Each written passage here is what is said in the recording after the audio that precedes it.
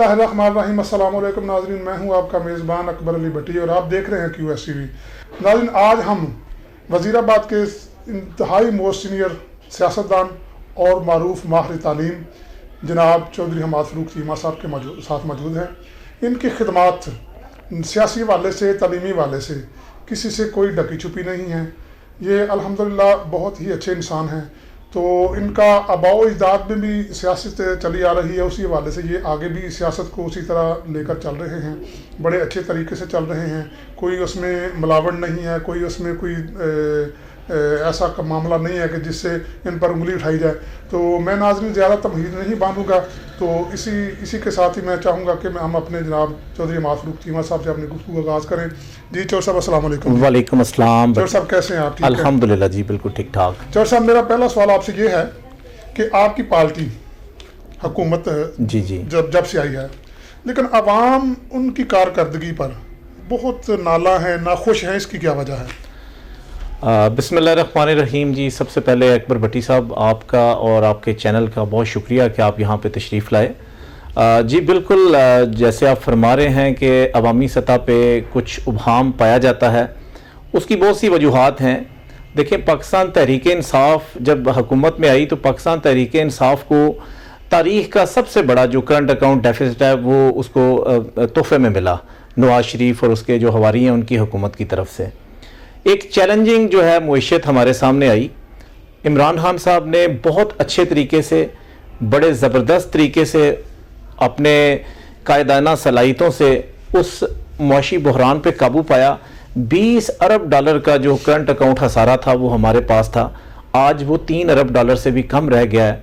और कल ही आपने देखा है कि वर्ल्ड वाइड जो कोरोना के हालात में पाकिस्तान को उन्होंने डिक्लेयर किया कि कोरोना में जिस मुल्क को सबसे कम नुकसान उठाना पड़ा है अपनी अच्छी पॉलिसियों की वजह से, उसमें टॉप पे पाकिस्तान है। तो ये हमारी कारकर्दगी है।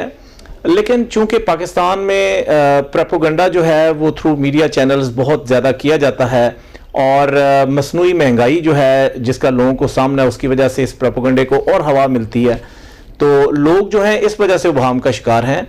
तो इंशाअल्लाह ताला पाकिस्तान तहरीक इंसाफ जो है वो अपनी पॉलिसीज से इन सब चीज़ों को करब करेगी और पाकिस्तान की आवाम को डिलीवर करेगी। महंगाई को भी वो कंट्रोल करेंगे जिस तरह पहले कोरोना को फर्स्ट वेव में कंट्रोल किया, और इंशाअल्लाह ताला मुल्की हालात जो हैं वो जल्द अज जल्द ट्रैक पे होंगे और बेहतर होंगे इंशाअल्लाह। इस वक्त इलेक्शन की आमद है, ज़िमनी भी है और बल्दियाती भी मोस्टली 2-4-5 माह में आ जाएगा।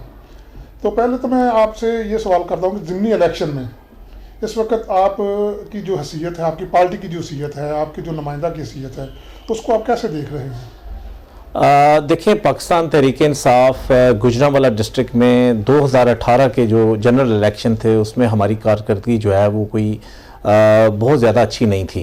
पाकिस्तान तहरीक इंसाफ गुजरांवाला डिस्ट्रिक्ट में नीचे से ऊपर की जानब अपना सफ़र कर रही है। आप वज़ीराबाद में अगर देख लें तो 2013 में पाकिस्तान तहरीक इंसाफ के कैंडिडेट ने इस हलके से तकरीबन 7500 के करीब वोट लिए या 7700 के करीब वोट लिए। तो उसके बाद जब शबीर अकरम चीमा साहब ने 2018 में ये इलेक्शन कंटेस्ट किया तो तकरीबन वो 30,000 या 27,000 के लगभग वोट लेने में कामयाब हुए।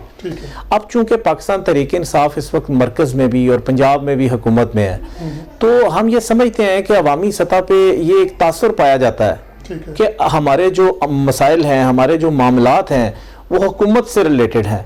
तो उसके बाद जो सोने पे सुहागा पाकिस्तान तहरीक इंसाफ ने इस दफ़ा किया है, एक तो उन्होंने टिकट बहुत टाइमली अनाउंस कर दी है और दूसरा टिकट शहर के एक इंतहाई शरीफुल नफ्स इंसान को, जिसकी के पूरी ज़िंदगी शहर के लोगों के सामने है, उसको टिकट जारी की है और जिसकी वजह से शहर में एक बड़ी अच्छी फ़ज़ा बन रही है। लोग जो है वो हमारे कैंडिडेट को सपोर्ट कर रहे हैं। बहुत सारे ऐसे हल्के जिन्होंने कभी भी पाकिस्तान तहरीक इंसाफ को सपोर्ट नहीं किया, अब वो हाजी यूसुफ साहब के साथ मिल के पाकिस्तान तहरीक इंसाफ को सपोर्ट कर रहे हैं और ये इंतहाई खुशाइंद बात है। मुझे कभी उम्मीद है और इंशाअल्लाह ताला मैं बड़ा होपफुल हूँ कि ये सीट इंशाअल्लाह पाकिस्तान तहरीक इंसाफ जीतेगी और हमारा इस ज़िले से ये पहला कैंडिडेट होगा जो पंजाब असम्बली के ईवान में इंशाअल्लाह पहुँचेगा।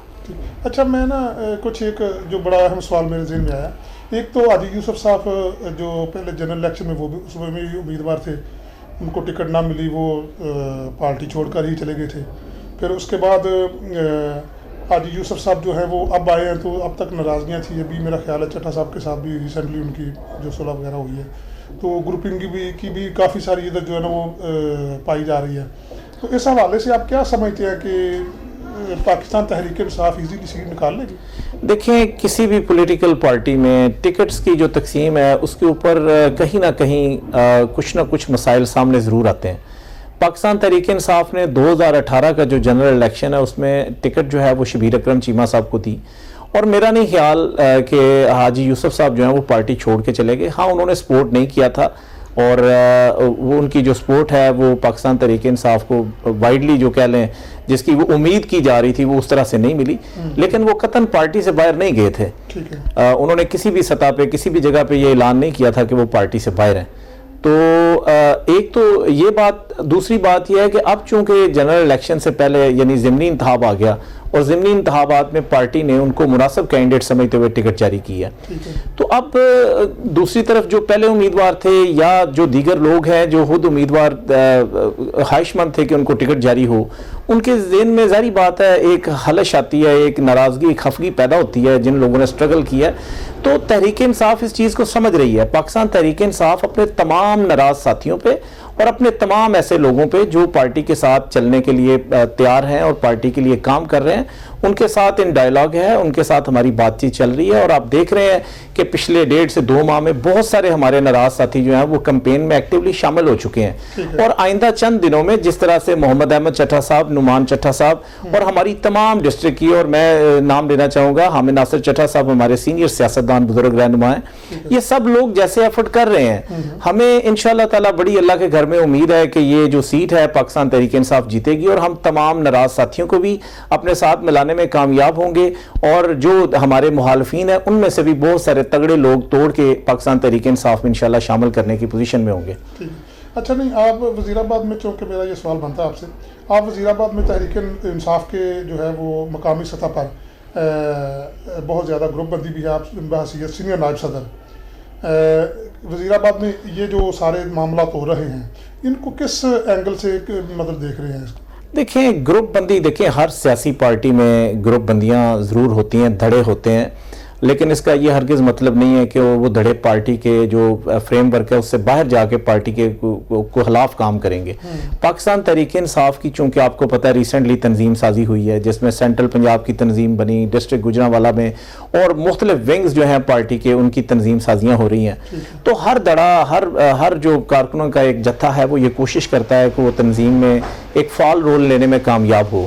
تو یقیناً یہ ہماری پارٹی میں بھی چل رہا ہے، لیکن they are all united under the leadership of محمد احمد چٹھا صاحب، نعمان اللہ چٹھا صاحب and all the stakeholders of party. تو میرا خیال ہے کہ we are all united، اور ہمارے اندر کوئی اتنا خاص ابہام نہیں ہے. کچھ نون لیگ کے ساتھی، کچھ نون لیگ کے دوست جو ہے اس سچویشن کو جو ہے ہوا دیتے ہیں، اور وہ کوشش کرتے ہیں کہ ہمارے درمیان جو ہے وہ ڈیفرنسز کو بڑھائیں. لیکن مجھے امید ہے کہ جس طرح سے میں اور خالد مغل صاحب اور نعمان چٹھا صاحب اور محمد احمد چٹھا صاحب، یہ جس طرح سے ہم لوگ ایفرٹ کر رہے ہیں، ہمیں یقین ہے کہ اس طرح کے جو ڈیفرنسز ہیں وہ بہت جلد دور ہو جائیں گے، اور پاکستان تحریک انصاف محمد یوسف صاحب کی، چودھری محمد یوسف صاحب کی جو کمپین ہے وہ ایک یونائٹڈ فرنٹ پہ جو ہے وہ کرے گی انشاءاللہ. اچھا، یہ ہمارا جو علاقہ ہے نا، یہ ہے جٹ برادری، اس میں جی چٹھا چیمہ، مطلب ادھر جو ہے نا تحصیل وزیر آباد میں، جی وزیر آباد سٹی جو ادھر پی 51 جو ہے، اس میں اگر چیمہ کھڑا ہو جائے تو وہ اس کی ڈیفینیٹلی جو جیت ہے وہ سمجھی جاتی ہے کہ یہ بہتر ہے. آپ بھی چونکہ جٹ ہیں، چیمہ بھی ہیں. جی. تو باقی جو یہ تقریباً رائن فیملی کو نان جٹ سمجھا جاتا ہے ہمارے اس علاقہ میں. تو اس حوالے سے کیا یہ چودھری یوسف صاحب جو ہے سروائیو کر سکیں گے کہ جٹ برادران میں، یا مطلب وہ کیسے اس کو؟ دیکھیں، نیشنل پارٹیز جو ہیں، جو پاکستان کی قومی پارٹیز ہیں، وہ اس سطح پہ اس طرح سے نہیں سوچتی ہیں. پاکستان تحریک انصاف ایک تبدیلی کا نعرہ لگانے والی جماعت ہے. اگر ہم برادری ازم پہ سوچیں گے یا برادری ازم پہ ٹکٹس کا دینے کی کوشش کریں گے، تو میرا نہیں خیال کہ یہ پاکستان تحریک انصاف جو ہے وہ اپنے اس نعرے کے اوپر سیاست کر رہی ہوگی. پاکستان تحریک انصاف نے جو ہمارے پاس 4 5 6 کینڈیڈیٹس کی اپلیکیشنز ادھر سبمٹ ہوئیں، اس میں سے جو پارٹی کو بہتر کینڈیڈیٹ لگا انہوں نے ٹکٹ جاری کی. اور یہ قطعاً برادری کا الیکشن نہیں ہے، یہ ایک ہمارے جنرل کینڈیڈیٹ جو پارٹی کو بہتر لگے ہیں، جو ان کو میرٹ کے اوپر ان کے خیال سے بہتر تھے، ان کو انہوں نے ٹکٹ جاری کیا ہے. دیکھیں، میں ماضی میں ہمارے کئی فیورٹ کینڈیڈیٹس تھے، لیکن جو بھی پاکستان تحریک انصاف کا کارکن ہے وہ یہ سمجھتا ہے کہ جو بھی ٹکٹ لے کے آ جائے وہ اس کا فیوریٹ کینڈیڈیٹ ہے. حاجی یوسف صاحب جو ہیں وہ اس وقت پاکستان تحریک انصاف کے کینڈیڈیٹ ہیں, ان کے ہاتھ میں ٹکٹ ہے, and we are all united, اور ہم سب اس بات پہ اکٹھے ہیں کہ ہم انشاءاللہ تعالیٰ پاکستان تحریک انصاف کے کینڈیڈیٹ کو جتوانے کے لیے اپنے سر تن دن کی بازی جو ہے وہ لگائیں گے, اور انشاءاللہ حاجی یوسف صاحب جیتیں گے. باقی جو چیمہ اور ارائیں کاسٹ کا جو بات کی ہے, دیکھیں یہ ہمارے مخالفین کا ایک پروپیگنڈا ہے. سب ذاتیں جو ہیں اللہ تعالیٰ نے بنائی ہیں اور ساری کی ساری انتہائی قابل احترام ہیں.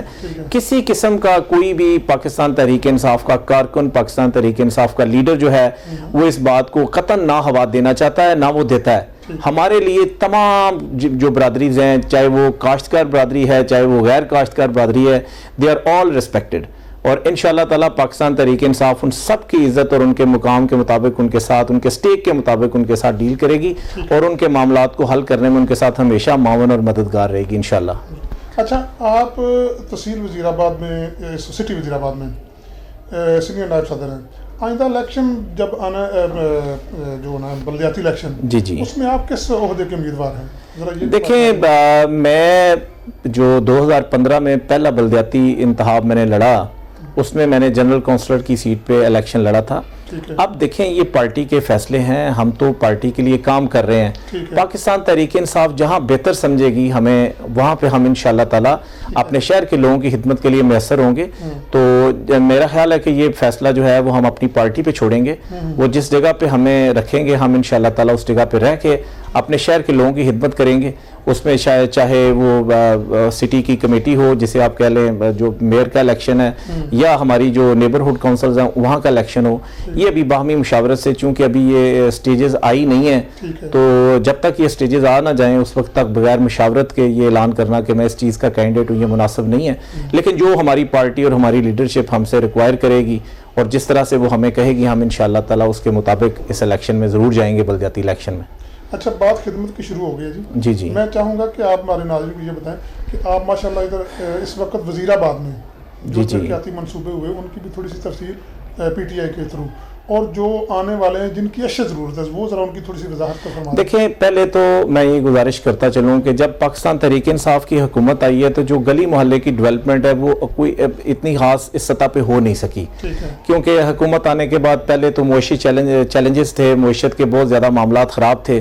اس کے بعد جب حکومت کی کمر سیدھی ہونا شروع ہوئی ہے تو یہ کرونا پینڈیمک آ گیا ہے, تو یہ سارے معاملات تھے. اب جو ہے ہمارے ڈیولپمنٹ کے مختلف منصوبے جو ہیں جن میں ہماری گلی نالیاں, سیوریج, اسٹریٹ لائٹس, یہ سارے کام جو ہیں ہو رہے ہیں. آپ دیکھیں کہ وزیر آباد شہر میں میسو سکیل پہ جو ہے وہ جو ویسٹ مینجمنٹ ہے وہ ہو رہی ہے. گلی محلوں میں کوڑا کرکٹ کے بہت مسائل تھے. جو لیٹسٹ سروے ہوا اس میں 50% سے زیادہ جو سب سے بڑا مسئلہ ہمارے سٹی کا اور تحصیل کا ہے وہ ویسٹ مینجمنٹ کا تھا. تو ہمارے جو اے سی صاحب ہیں انہوں نے بڑے اچھے طریقے سے, بڑے ویل آرگنائز طریقے سے, انتہائی پروفیشنل انداز میں ٹیمز کے بنا کے اس مسئلے کو حل کیا ہے. ہمارے گروپس بنے ہوئے ہیں جہاں پہ ہم اپنے گلی محلے کی پکچر جو ہے وہ گند کی یا کسی بھی مسئلے کی اپلوڈ کرتے ہیں تو within 24 آور اس پہ ایکشن ہو رہا ہے. اس کے لیے میں وزیر اعلیٰ پنجاب جناب عثمان بزدار صاحب اور سینٹرل پنجاب کے صدر اعجاز چودھری صاحب, مقامی لیڈرز نعمان اللہ چٹھا صاحب, محمد احمد چٹھا صاحب, اور سب سے بڑھ کے یہ ساری جو ہماری پاکستان تحریک انصاف کی کارکنوں کی ٹیم ہے, کیونکہ کارکن ہی پارٹی کا ساسا ہوتے ہیں, تو یہ سب لوگ جو اس طرح مل کے ایفرٹ کر رہے ہیں تو وزیر آباد کے یہ مسائل کافی حل ہوئے ہیں. باقی جو بڑے پروجیکٹس ہیں ان میں دیکھیں ہم پارٹی کے ساتھ بات کر رہے ہیں. ہم نے پارٹی کے سامنے رکھا ہے کہ سیالکوٹ موٹر وے جو ہے, سیالکوٹ بائی پاس جو ہے وزیر آباد کو, کیونکہ وزیر آباد شہر کا ایک بہت بڑا مسئلہ ہے. اس کی 3 یونین کونسل جو ہیں وہ پل کے دوسری طرف ہیں, 2 جو ہیں وہ پل کے اس طرف ہیں. ہمارے بچے جو ہیں وہ سکولز میں شہر کی طرف جاتے ہیں, یا ان کے جو دوسری سائڈ کے 3 یونین کونسل کے بچے ہیں وہ اس طرف سکولنگ کے لیے آتے ہیں, تو ڈے ٹائم میں ٹریفک جیم ہو جاتا ہے. تو وہ جو ہمارے بچے سکول جاتے ہیں, ہمارے جو ٹائم جو ہمارا مینیج کرنا ہے وہ بڑا مشکل ہو رہا ہے. لوگوں کے لیے یہ بڑے مسائل ہیں. ایک بندہ جو ہے وہ اپنی گاڑی پہ اگر وزیر آباد شہر سے گھر واپس آنا چاہے تو اس کے لیے 2-3 گھنٹے کا ٹائم ریکوائر ہے. تو اس سارے مسئلے کو ہم سمجھتے ہیں کہ اگر سیالکوٹ موٹر وے کو بائی پاس کو ٹائملی مکمل کر لیا جائے اور یہ پروجیکٹ دے دیا جائے وزیر آباد کو, تو وزیر آباد کا ایک بہت بڑا ایشو جو ہے وہ سالو ہو جائے گا. اس کے بعد چونکہ میرا تعلق سپورٹ سے ہے ہم نے اپنی جو گراؤنڈز ہیں، ایم سی ہائی اسکول کی گراؤنڈ تھی، کالج کی گراؤنڈ تھی، اس میں کھیلتے کھیلتے ہم جوان ہوئے. تو اب وزیر آباد میں کوئی اچھی معیاری گراؤنڈ نہیں ہے. اس وقت یہ جو بٹی کی میں گراؤنڈز ہیں یہ بھی فوج کی جو جگہ ہے یہ خالی تھی، اب وہ بھی نہیں ہے. تو شہر کے بچوں کو جو ہے نا وہ معیاری کھیل کے جو میدان ہیں وہ دستیاب نہیں ہے. نون لیگ نے جو پروجیکٹ دیا، نون لیگ نے اسپورٹس اسٹیڈیم بنا دیا کوٹ ہجری میں. وہاں پہ پریکٹیکلی دیکھیں بچوں کے اندر سپورٹس کا شوق جنریٹ ہوتا ہے 8 سے 12 سال کی عمر میں. اس عمر میں اگر ان کو اچھی گراؤنڈ دستیاب نہیں ہوگی تو وہ اپنی جو کہہ لیں اپنے آپ کو سپورٹس مین بنا نہیں سکتے. وہ پھر موبائل میں اور دوسری ایکٹیویٹیز میں وہ انوالو ہو جاتے ہیں. تو ہمارا جو بچہ 8 سے 12 سال کا وہ پریکٹیکلی کوٹ ہجری جا نہیں سکتا. تو اس ضمن میں جو ہماری مقامی قیادت ہے وہ بڑی ایفرٹ کر رہی ہے اور سپورٹس کمپلیکس جو ہے وہ منظور کروانے کے قریب ہیں. اور مجھے یقین ہے کہ وزیر آباد کے بالکل پاس ایک اچھا سپورٹس کمپلیکس جو ہے وہ آ جائے گا. اس کے بعد ہماری جو ٹیم ہے پاکستان تحریک انصاف کی وہ ساری کی ساری اس بات پہ متفق ہے کہ وزیر آباد کو ایک یونیورسٹی دی جائے. جیسے کہ رچنا یونیورسٹی جو ہے کالج جو ہے وہ دستیاب ہے، اگر اسی کو ایکسٹینڈ کر کے یونیورسٹی بنا دی جائے تو یہ بھی ایک بہت بڑا پروجیکٹ ہے. اور علاوہ ازیں کارڈیالوجی جو ہے یہ آپ کو پتہ ہے 2008 سے آگے آن ورڈ اس کو فنکشنل نہیں کیا گیا تھا. پاکستان تحریک انصاف جب سے حکومت میں آئی اس کو فنکشنل کر دیا ہے اور اس میں ڈے بائی ڈے بہتری آ رہی ہے. اور یہ بھی میں سمجھتا ہوں کہ ہمارے شہر کی بہت بڑی خدمت ہے. مزید ہم انشاءاللہ تعالی اور بھی جو سکولز ہیں ان کو کوشش کریں گے کہ اپنی جو دیگر یونین کونسلز ہیں، جیسے میں چونکہ ایجوکیشنسٹ ہوں تو میں کچھ ڈیٹا ناظرین کے سامنے بھی رکھنا چاہتا ہوں کہ جب سے ہم نے ہوش سنبھالی ہے وزیر آباد میں 4 بوائز ہائی اسکول ہیں. ایک ایم سی ہائی اسکول ہے وہ بھی سٹی میں ہے، ایک پبلک ہائی اسکول ہے وہ بھی سٹی میں ہے، نظام آباد ہائی اسکول اور اس طرح مشن ہائی اسکول. یہ 4 بوائز ہائی اسکول ہیں. انفارچونیٹ بات ہے کہ پچھلے 40 سال میں یا 50 سال کے عرصے میں کوئی بھی ایک ہائی اسکول جو ہے وہ نہیں بنا. تو ہماری خواہش ہے کہ ہم وزیر آباد میں ایک ہائی اسکول بھی جو ہے مزید ایڈ کروا دیں اپنے اس دور حکومت میں. اس کے لیے ہم اپنی مقامی قیادت کو یہ سجیشنز دے رہے ہیں اور انشاءاللہ تعالی اگر ہمارے یہ امیدوار کامیاب ہوتے ہیں تو ہمارے یہ جو خواب ہیں ان کو پورا کرنے میں اس سے بڑی ہیلپ ملے گی انشاءاللہ.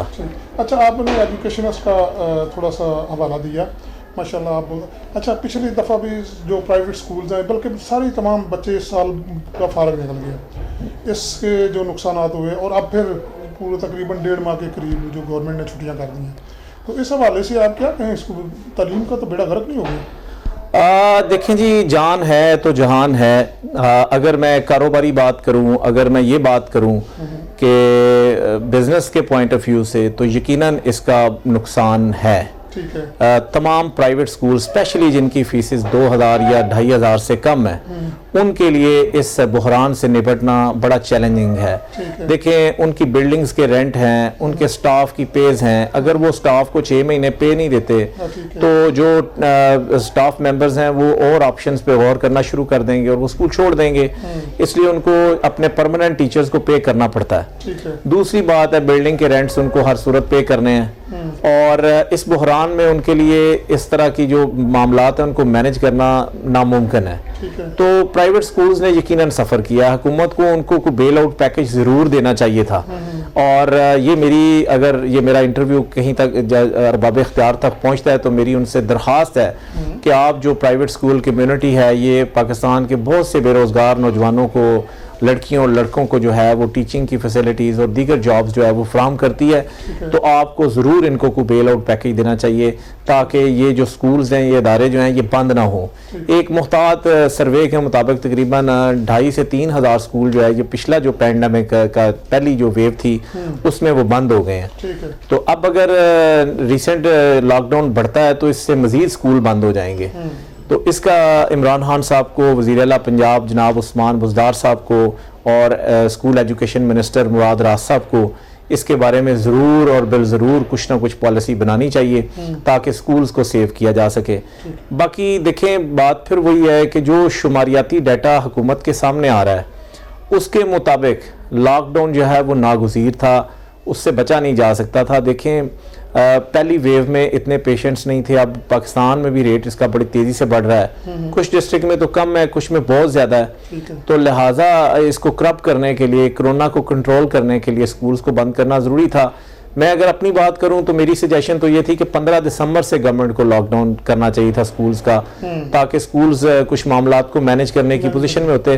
بہرحال NCOC نے جو بہتر سمجھا ہے، ہم بحیثیت پاکستانی اور بحیثیت اپنی قوم کے ذمہ دار شہری، ہم اپنی قوم کی جو لیڈرشپ ہے اس کو سپورٹ کرتے ہیں اور یہ امید کرتے ہیں کہ اللہ تعالی ہم سب کو اس وبائی مرض سے محفوظ رکھے. بہرحال میں پھر بھی اپنے جو تمام ارباب اختیار سے یہ درخواست کروں گا کہ وہ سکولز کے لیے کوئی بیل آؤٹ پیکج ضرور دیں اور ان کو اس بحران سے نبٹنے میں مدد دیں. ٹھیک ہے ناظرین، آپ ہماری گفتگو ابھی جاری ہے، ابھی چھوٹی سی ایک بریک لیتے ہیں، تو آپ ہمارے ساتھ رہیے گا، جانا کہیں نہیں ہے. ملتے ہیں ایک چھوٹی سی بریک کے بعد. ٹھیک.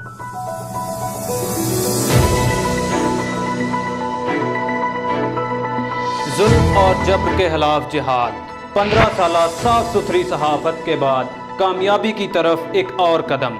QS TV لا رہا ہے آپ کے لیے ایک ایسا پلیٹ فارم جو پہنچائے گا عوام کی آواز ملک کے اعلیٰ ایوانوں تک، جو دکھائے گا وہ سب جو کسی نے نہیں دکھایا.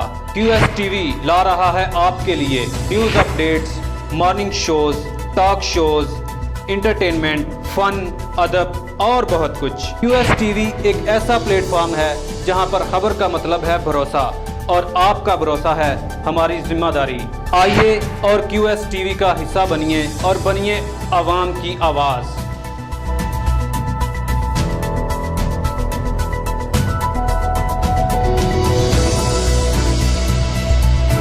Welcome back to show. ناظرین، ہم اپنی گفتگو کو آگے مزید بڑھاتے ہیں اور انشاءاللہ ہم آج فروخ چیمہ صاحب سے دوبارہ اپنی گفتگو کا آغاز کرتے ہیں.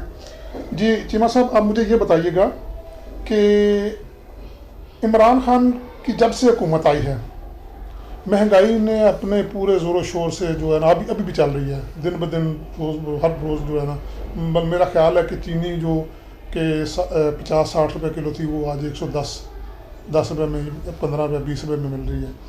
تو جب بھی یہ عمران خان صاحب اعلان کرتے ہیں کہ ٹھیک ہے جی ان لوگوں کے خلاف مطلب ایکشن لو، تو جب آئندہ آنے والی صبح ہوتی ہے وہ مزید بڑھ کر ہوتی ہے. اس کی ذرا تھوڑی سی وجوہات بتائیں، کیا ان کے اختیار میں نہیں ہے یا کیا مسئلہ ہے، یہ مافیا ان سے زیادہ تگڑا ہے، کیا وجہ ہے اس کی؟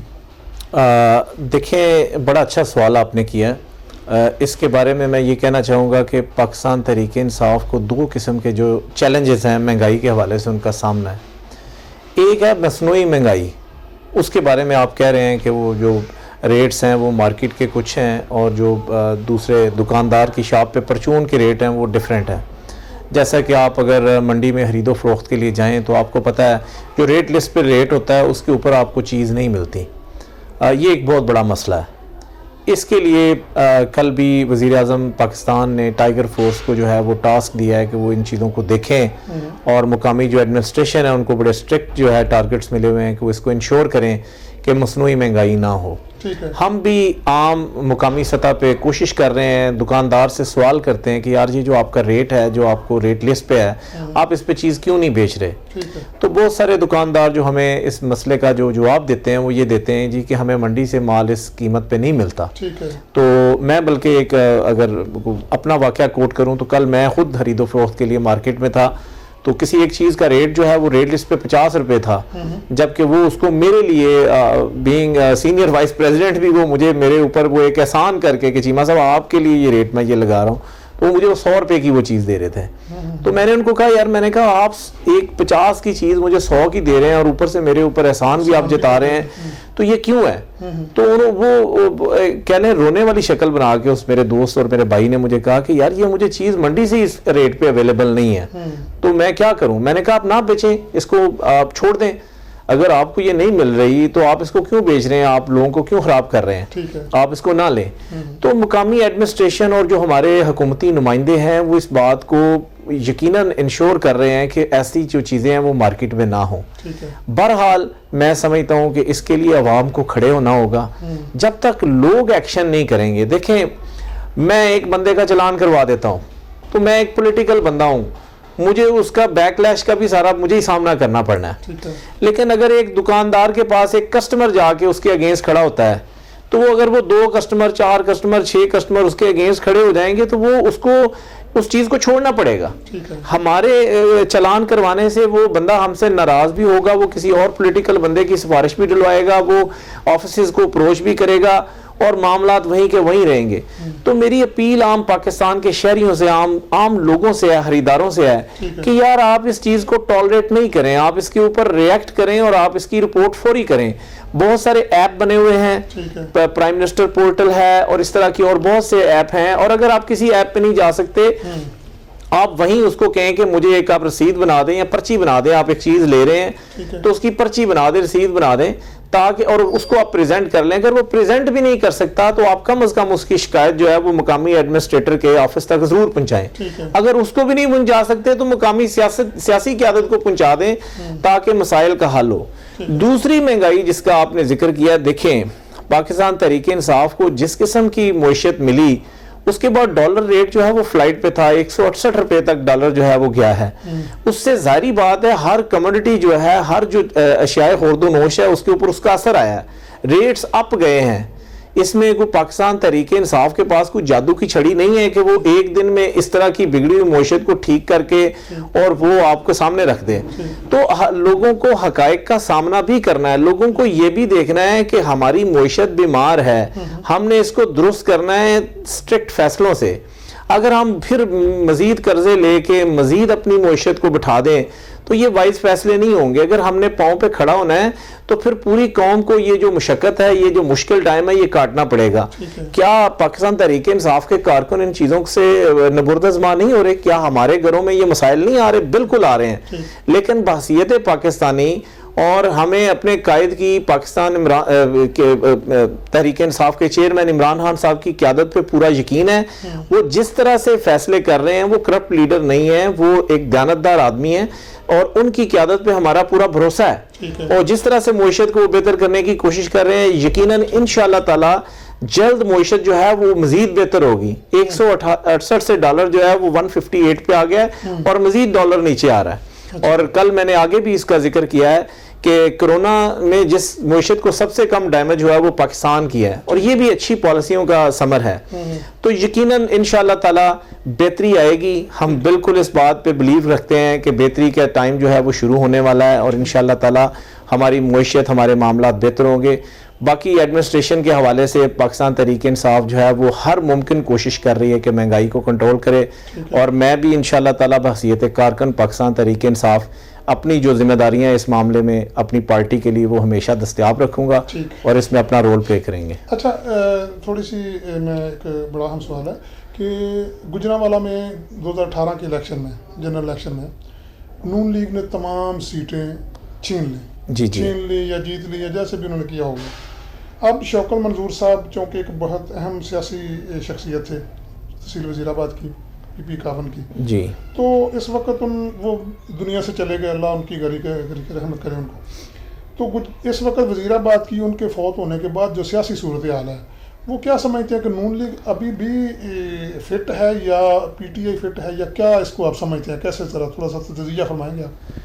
دیکھیں, پاکستان تحریک انصاف میں نے آگے بھی گزارش کی تھی کہ گراس روٹ لیول سے اوپر کی طرف آ رہی ہے. ہمیں دیکھیں کسی بھی سطح کے اوپر سیاسی سٹرگل جو ہے اس کے دو پارٹ ہوتے ہیں.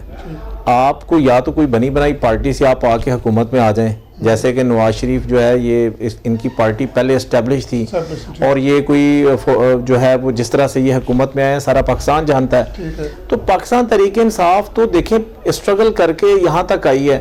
ابھی چند سال پہلے کی بات ہے, لوگ کہتے تھے ان کے ہاتھ میں لکیر نہیں ہے, ان کو شیروانی کا بٹن نہیں دیں گے, ان کا یہ نہیں کریں گے. تو آج پاکستان تحریک انصاف مرکز میں بھی حکومت میں ہے, پنجاب میں بھی حکومت میں ہے, کے پی کے میں بھی حکومت میں ہے, بلوچستان میں بھی حکومت میں ہے, اور ابھی ریسنٹلی ہم نے گلگت بلتستان میں بھی اپنی حکومت بنائی ہے. تو یقیناً اسی طرح ہی انشاءاللہ تعالی وزیر آباد میں بھی چینج آئے گی. اور جس طرح سے میں نے آگے گزارش کی ہے کہ ہمارے کینڈیڈیٹ چودھری محمد یوسف صاحب بہترین طریقے سے کمپین کر رہے ہیں, ہر سطح پہ لوگوں سے رابطے میں ہیں, اور انڈیویجول وہ کمپین کو بھی کر رہے ہیں, اور جو ہماری دوسری کمپین ہے اجتماعی سطح پہ اس کو بھی وہ رن کر رہے ہیں. تو اس سے یقیناً پاکستان تحریک انصاف اس حلقے میں جیتنے کی پوزیشن میں ہے, اور جیسے جیسے ہماری جو لاک ڈاؤن کے بعد کی سچویشن کھلتی جائے گی آپ دیکھیں گے کہ پاکستان تحریک انصاف ڈومینیٹ کرے گی اس حلقے میں انشاءاللہ. اچھا, یہ کوئی یقیناً فرق پڑے گا شوکت منظور کے مطلب؟ بالکل جی, ایک بندے کا ریپلیسمنٹ میں آپ اگر ان کی مسز آتی ہیں تو وہ ان کے اور ان کے لیول میں بہت فرق ہوگا. اور لوگوں کو دیکھیں, ہماری جس طرح کی پولیٹکس ہے پاکستان میں, ایک خاتون سے کمیونیکیٹ کرنا اور اس طریقے سے پولیٹیکل میٹرز چلانا یہ یقیناً عوام کے لیے مشکل ہوگا. اور ویسے بھی پاکستان تحریک انصاف یہ سمجھتی ہے کہ ماروثی سیاست نہیں ہونی چاہیے. تو اچھا, گلگت بلتستان میں پیپلز پارٹی کی گورنمنٹ کی, اس کے بعد نون لیگ کی گورنمنٹ تھی, اس کے بعد اب آپ کی آئی ہے, تبدیلی آ رہی ہے. آپ کیا سمجھتے ہیں کہ گجرانوالہ میں بھی 2018 میں تو کلین سویپ ہو گیا تھا, ٹھیک ہے جی, اب کوئی ایسا آپ دیکھ رہے ہیں کہ آنے والے الیکشن میں کچھ معاملات بہتر ہو سکتے ہیں یا نہیں؟ بٹی صاحب, اگر آپ ہمارے مزاج سے واقف ہیں تو ہم تو ان چند لوگوں میں شامل ہیں کہ جب کوئی بندہ بھی یہ بات ماننے کو تیار نہیں تھا کہ پاکستان تحریک انصاف کی حکومت آئے گی, ہم تو اس وقت بھی یہی بات کہتے تھے کہ پاکستان تحریک انصاف کی حکومت آئے گی. مجھے یاد پڑتا ہے کہ عمران خان صاحب کبھی جلسہ کال کرتے تھے لاہور میں, پنڈی میں, گجرہاں میں, کسی بھی شہر میں, تو ہم گاڑی پہ وہاں کے لیے نکلتے تھے, چند دوست اور چند دوستوں کا قافلہ لے کے. تو لوگ ہمیں مذاق کرتے تھے, لوگ ہمیں کہتے تھے یہ دیکھو یہ بھی ایک پارٹی ہے, بلکہ ایون ٹانگا پارٹی اور بڑے بڑے القاب, میں میڈیا کے سامنے تو چلے وہ ایک لمٹڈ بات کرنا چاہتا ہوں, لیکن دیتے تھے. ہم نے تو اس وقت بھی کہا ہماری حکومت آئے گی, اور اللہ کے فضل سے آئی. آپ نے دیکھا ہے, دیکھیں 2018 میں پاکستان تحریک انصاف کو یہی کہا جاتا تھا نا کہ یہ کے پی کے میں بھی ہار جائیں گے, تو ہم نے کے پی کے میں بھی حکومت بنائی دوبارہ. میں پورے گجرانوالہ کی بات چھوڑتا ہوں, میں اصل میں آپ کو اپنے حلقے کی بات کرتا ہوں. جی. احمد چٹھا کی N79 اور 51-52 میں, جیسا کہ گزشتہ 5-10 سال سے جو ہے نا وہ ناکامی آ رہی ہے, تو اب کوئی ایسی سچویشن بنی ہے؟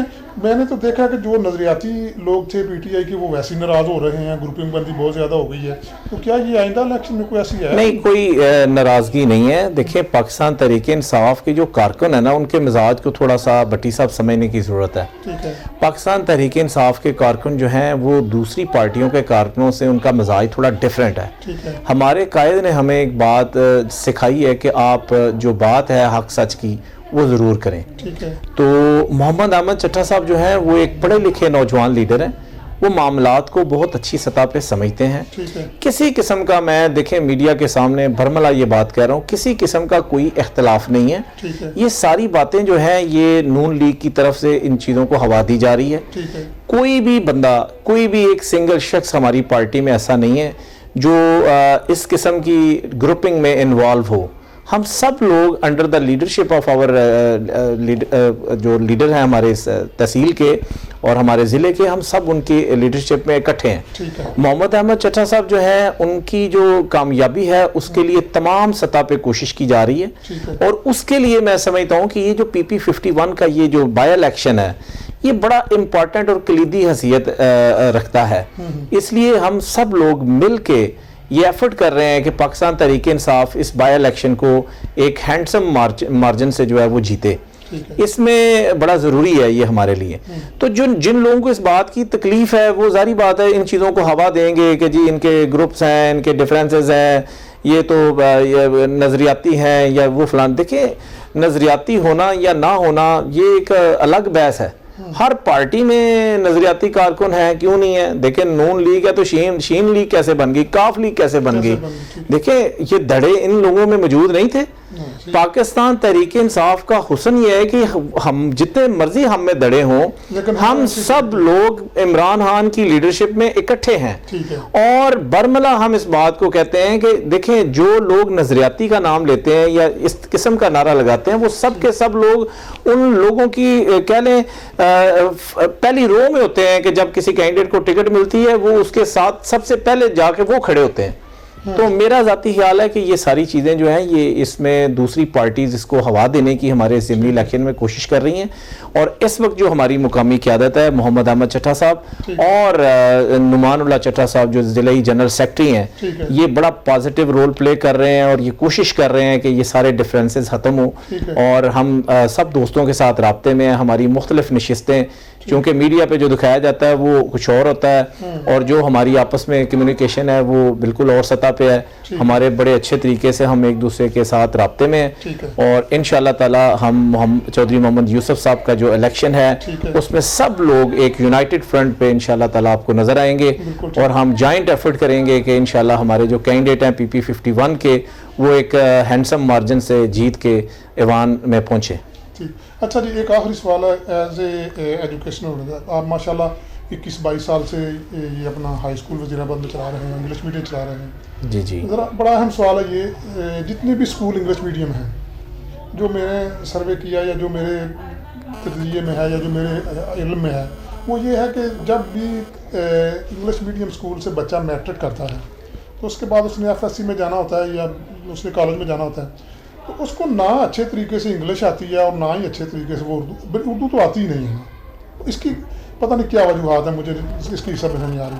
اچھا، تو اس حوالے سے آپ مجھے یہ بتائیے گا کہ جتنے بھی انگلش میڈیم ادارے ہیں ان کا کیا رول ہے، یہ کہ نہ ان کو انگلش آتی ہے نہ ان کو اردو آتی ہے، اس حوالے سے ذرا تھوڑا سا دیکھیں، یہ انشاءاللہ میں آپ کے ساتھ اگر کبھی ٹائم ملا تو کسی نیکسٹ انٹرویو میں اس کے اوپر بڑا تفصیلی آپ کو جواب دوں گا، لیکن اپنے ناظرین کے لیے ایک تھوڑا سا میں یہ بتانا چاہوں گا کہ دیکھیں ہماری ایک جنریشن چل رہی ہے، اس جنریشن میں انگلش لینگویج جو ہے وہ بڑا ایک خوے کے طور پہ پیش کی گئی کہ جی جس کو انگلش آتی ہے اس کو بے شک اور کچھ آتا ہو یا نہ ہو وہ پڑھا لکھا ہے، اور وہ اگر 4 فقرے انگلش کے بول لیتا ہے اور بڑے اچھے طریقے سے انگلش میں کمیونیکیٹ کر لیتا ہے تو بے شک وہ میٹرک فیل ہی کیوں نہ ہو، وہ لوگوں کی نظر میں پڑھا لکھا نالج والا وہی تصور ہوتا ہے، جس چیز کو آڑ بنا کے مقامی سطح کے اوپر سکولز نے اس کو جو ہے وہ ایڈورٹائز کیا کہ English medium, basically medium of instruction جو ہے جس میں استاد پڑھاتا ہے، وہ اگر آپ کے استاد جو ہیں وہ سارے انگلش سپیکنگ ہیں اور وہ میڈیم آف انسٹرکشن جو سکول کا ہے وہ انگلش میں ہے تو اس کو ہم انگلش میڈیم سکول تصور کرتے ہیں،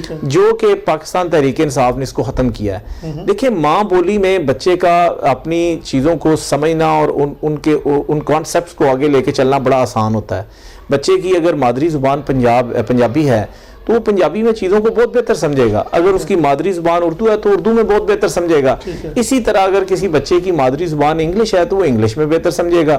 تو لہٰذا سکولز میں یہ جو طبقاتی جو سسٹم ہے نا، جس میں ایک طبقہ انگلش پڑھ رہا ہے، ایک طبقہ اردو پڑھ رہا ہے، ایک طبقہ جو ہے وہ ایلیٹ کا ہے وہ علیحدہ پڑھ رہا ہے، یہ پاکستان تحریک انصاف اس کو ختم کرنے جا رہی ہے۔ اس کے اوپر بہت سے عمران خان صاحب کو سجیشنز جو ہیں وہ پیش کیے گئے اور شفقت محمود صاحب اس پہ کام کر رہے ہیں۔ نئی تعلیمی پالیسی جو ہے وہ جلد اس کا اعلان آپ کے سامنے آ جائے گا، اس میں یہ چیزیں ان کو ختم کیا جائے گا اور ایک کورس ہو جائے گا اور اس میں ایک ہی میڈیم آف انسٹرکشن ہوگا۔